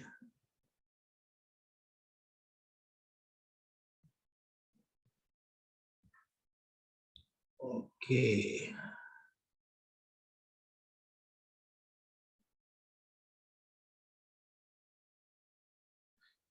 Nah, kita akan mempelajari bagaimana mekanisme kerja enzim, gitu ya. Nah, enzim itu bekerja dia sebagai katalis, ya. Jadi dia membantu agar reaksi itu terjadi, tapi tidak ikut menjadi produk akhir dari suatu reaksi. Ya, jadi dia tidak ikut-ikutan sebagai produk. Ya, tujuan dari kerja enzim ini adalah menurunkan energi aktivasi dia. Ya, nah jadi agar terjadi suatu reaksi itu memerlukan energi. Ya, jadi energi itu mengandung kemampuan untuk kerja. Ya, nah energi ini diperoleh kalau misalkan di dalam lingkungan ya dari panas ya. Nah, kita mau melunakkan daging, ya kita rebus daging itu, kita tambahkan panas pada daging itu, jadi daging itu akan menjadi lunak, ya. Nah, tapi dalam tubuh kita nggak mungkin daging itu dipanaskan sampai 100 derajat, ya. Maka perlu enzim-enzim yang mencerna protein, ya. Contohnya pepsin tadi, ya. Gitu. Nah, pada hukum termodinamika 1, jumlah energi dalam suatu sistem dan lingkungan itu tidak berubah. Jadi energi itu jumlahnya tetap, ya, nah, tidak berubah. Kemudian hukum termodinamika 2, energi total dalam suatu sistem selalu menurun karena ada energi yang hilang dalam bentuk panas, ya, dalam proses termodinamik. Jadi waktu proses terjadinya reaksi itu ada energi yang hilang dalam bentuk panas, ya. Nah, kalau di dalam tubuh kita energi itu akan diikatkan dalam bentuk ATP, ya, sehingga dia tidak hilang, ya. Nah, dua cara dalam menaikkan laju reaksi, ya. Jadi agar reaksi itu terjadi adalah yang pertama kita harus memberikan asupan energi dari luar, ya. Contohnya tadi kita mau melunakkan daging, ya. Nah, itu dengan menambahkan panas, kita rebus atau kita panggang, ya. Nah, jadi dagingnya menjadi lebih lunak, ya. Nah, tapi dalam tubuh kita itu nggak mungkin kita tambahkan energi dari luar yang sangat besar, ya. Kemudian yang kedua, penurunan energi aktivasi bebas yang diperankan oleh enzim. Nah, enzim ini fungsinya itu. Jadi dia menurunkan energi aktivasi bebas. Ya, misalkan untuk mencerna protein itu membutuhkan energi yang sangat besar, misalkan 1000 kilokalori, ya. Nah, dengan adanya enzim untuk mencerna protein dalam tubuh kita tidak butuh energi yang sangat besar, ya, energi aktivasi yang sangat besar, karena enzim ini dia bisa memotong kebutuhan energi aktivasi. Jadi dengan adanya enzim ini, ya, apa namanya tadi, peptidase di dalam lambung kita, ya. Nah, energi yang dibutuhkan untuk mencerna protein itu tidak terlalu besar seperti di lingkungan luar, ya. Jadi diturunkan. Enzim ini mampu menurunkan energi aktivasi. Jadi dari 1000 mungkin cuma diperlukan 500 atau 400 kalori yang dibutuhkan, ya. Jadi enzim ini dia menurunkan energi aktivasi. Nah, ini, ya, ini adalah zat bereaksi, ini misalkan hasil reaksi, ya. Misalkan ini adalah sepotong daging. Sepotong daging itu ingin kita lunakkan atau kita cerna, ya. Nah, pada kondisi di luar tubuh, ya, tidak ada enzim, ya, kita memerlukan energi aktivasi yang besar tanpa katalis. Kita membutuhkan suhu 100 derajat Celcius misalkan, ya. Jadi energi yang dibutuhkan untuk melunakkan daging itu adalah misalkan 1000 kilokalori, ya, per gramnya. Nah, dengan adanya enzim di dalam pencernaan kita untuk melunakkan daging itu, ya, kita tidak membutuhkan energi aktivasi yang sangat besar, tidak membutuhkan ini, ya, suhu yang tinggi, ya. Nah, jadi enzim ini akan menurunkan energi aktivasi. Jadi butuh kalori sedikit saja, misalkan cuma 500 atau 400 kilokalori, ya, dia sudah bisa menjalankan reaksi perlunakan daging tadi atau pencernaan protein tadi, ya, sehingga dia akan menghasilkan produk, ya. Nah, jadi energi aktivasi itu diperlukan untuk membawa substrat ke dalam keadaan yang tidak stabil, ya, metastabil, ya. Nah, jadi untuk memulai suatu reaksi, jadi reaksi itu dia misalkan tadi pencernaan daging atau protein tadi, itu kan harus diputuskan semua tuh ikatan-ikatan peptidanya itu. Nah, itu memerlukan energi yang besar, ya. Nah, dengan adanya enzim tidak diperlukan energi aktivasi yang sangat besar karena enzim itu bisa bersifat sebagai katalis. Ya, jadi dia menurunkan energi aktivasi. Jadi dengan adanya enzim, ya, energi aktivasi itu tidak diperlukan dalam jumlah yang besar. Tapi tanpa enzim, ya, tanpa katalis, energi aktivasi itu diperlukan dalam jumlah yang sangat besar sehingga reaksi bisa terjadi, ya.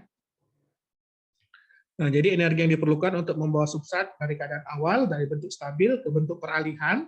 Jadi agar reaksi itu terjadi itu memerlukan energi yang tinggi, ya, energi aktivasi namanya, atau energi peralihan, ya.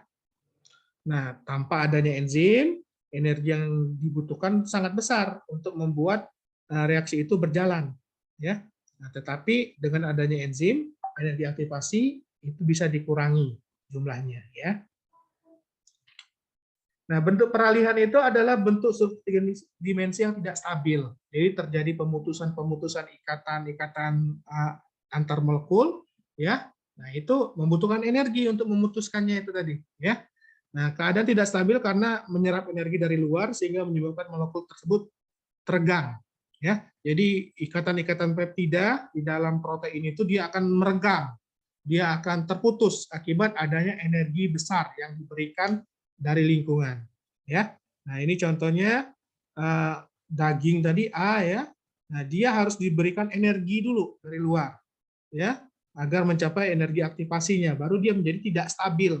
Nah, setelah dia tidak stabil, baru akan terjadi pemutusan ikatan-ikatan molekul-molekulnya, sehingga dia akan menjadi produk. Produknya tadi, kalau ini daging mentah menjadi daging matang, ya, misalkan. Ya. Nah, enzim berperan di sini dia, ya. Nah, jadi dia dengan adanya enzim ini, dia tidak memerlukan energi aktivasi yang besar, ya. Jadi dia memotong kebutuhan energi aktivasi, ya, sehingga enzim itu dia bisa berikatan dengan substrat, ya. Kemudian dia akan memotong ikatan, misalkan ikatan peptidanya dipotong, ya. Nah, ini tidak memerlukan energi yang besar. Nah, sehingga nanti akan menghasilkan produk. Nah, tetapi enzimnya itu sendiri tidak bergabung menjadi produk, ya. Dia tugasnya sebagai katalis saja, ya. Jadi memediasi saja, ya. Jadi dia tidak bergabung menjadi produk enzimnya. Nah, mekanisme katalis itu, ya. Jadi katalis itu adalah proses untuk memotong energi aktivasi, ya, sehingga reaksi itu lebih cepat terjadi, tidak membutuhkan energi yang besar, ya. Nah, katalis itu ada katalis non enzim, yaitu katalis yang bukan merupakan protein, ya. Contohnya katalis asam basa, ya. Kalau daging itu kita rendam dalam asam, ya, maka dia akan melunak, ya. Kemudian katalis elektrostatis, ya. Nah, jadi daging tadi kita masukkan ke dalam microwave, ya. Ada gelombang elektrostatis, ya. Ini akan mempercepat juga, ya. Kemudian katalis kovalen, ya. Ini macam-macam katalis yang non enzim. Nah, reaksi yang dikatalis oleh enzim itu, ya, dia akan melakukan tugasnya dengan cara mendekatkan gugus-gugus aktif dari kedua belah pihak, ya. Jadi bisa didekatkan gugus-gugus aktifnya, kemudian pelibatan yang tepat dari elektron. Nah, jadi elektron itu ada yang dipindahkan, ya. Nah, jadi dengan bantuan koenzim tadi dia bisa memegang elektronnya, ya. Kemudian dia akan dipindahkan, kemudian meregangnya substrat sehingga tercapai struktur transisi, ya. Jadi substrat tersebut akan dibawa menjadi kondisi tidak stabil sehingga reaksinya itu bisa berjalan, ya. Kemudian bentuk antara tercapai, ada interaksi dengan proton, ya. Nah, sehingga enzim tersebut akan mengkatalis reaksi tersebut, ya. Dan setelah itu, setelah proses katalis selesai, ya, enzim tersebut kembali ke bentuk semula dan produk itu dihasilkan. Jadi substrat tadi sudah diubah menjadi produk, ya. Nah, begini cara kerja mekanisme kerja enzim. Ada yang mau ditanyakan adik-adik? Silakan.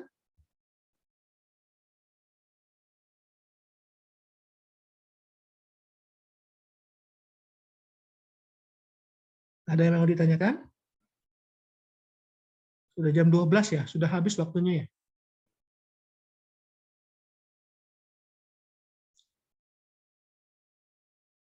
Sania, ada yang mau ditanyakan, Sania? Tidak, dokter. Mengerti nggak, Sania? Mengerti, dokter. Mengerti ya. Sebenarnya ada beberapa lagi materi yang harus disampaikan, tetapi karena keterbatasan waktu, ya, jadi tidak bisa disampaikan untuk materi enzim ini. Masih ada kesetimbangan. Jadi tolong dicatat ya, Dek, ya. Kesetimbangan faktor-faktor yang mempengaruhi kinerja enzim, ya, itu kalian belajar mandiri, ya. Nah, kemudian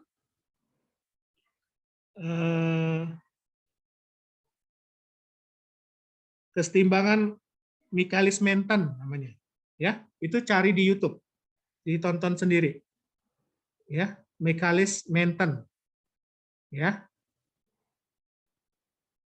Kemudian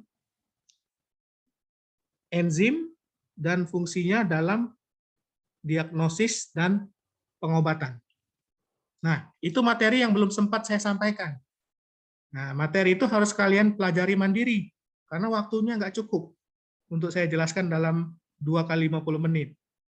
Ya, nah itu sebagian ada di YouTube saya, sebagian ada banyak di ini, ya, di tempat lain, ya. Jadi kesetimbangan, jadi kinetika enzim namanya, kinetika enzim, kesetimbangan Michaelis-Menten namanya, ya. Kemudian faktor-faktor yang mempengaruhi kinerja enzim itu ada di video YouTube saya, disimak, dipelajari, ya. Kemudian penggunaan enzim dalam diagnosis dan pengobatan. Jadi ada 3 materi lagi yang harus kalian pelajari secara mandiri, ya. Gina, mengerti Gina? Ngerti, Dok. Apa yang harus dipelajari Gina? Yang pertama itu tentang Michaelis-Menten, kemudian kemudian faktor kinerja enzim, kemudian pengaruh faktor-faktor enzim yang mempengaruhi. Faktor-faktor yang mempengaruhi kinerja enzim. Kemudian pengaruh enzim dalam pengobatan dan diagnosis. Pinter, ya. Jadi 3 materi ini harus dipelajari secara mandiri, ya. Oke, adik-adik, ada pertanyaan kah? Kuliahnya cukup jelas atau membingungkan ini? Nur, gimana Nur? Ada pertanyaan? Jelas, Dok. Oh, alhamdulillah kalau jelas. Baik, kalau sudah jelas, 3 materi lagi harus kalian pelajari secara mandiri, ya, dan itu tetap masuk di ujian, ya. Nah, kemudian mudah-mudahan apa yang kita sampaikan ini semakin menambah ketakwaan kita kepada Allah, ya. Jadi ilmu yang bermanfaat itu adalah ilmu yang dengan ilmu tersebut kita semakin takut, semakin taat kepada Allah Subhanahu wa taala. Ya. Insya Allah nanti rekaman ini akan diupload di YouTube, jadi bisa kalian ulang lagi, ya. Nah, kemudian tetap semangat belajarnya, ya, karena materinya banyak, ya. Saya sudahi. Subhanakallahumma wabihamdika, asyhadu an la ilaha illa anta, astaghfiruka wa atubu ilaik. Wassalamualaikum warahmatullahi wabarakatuh.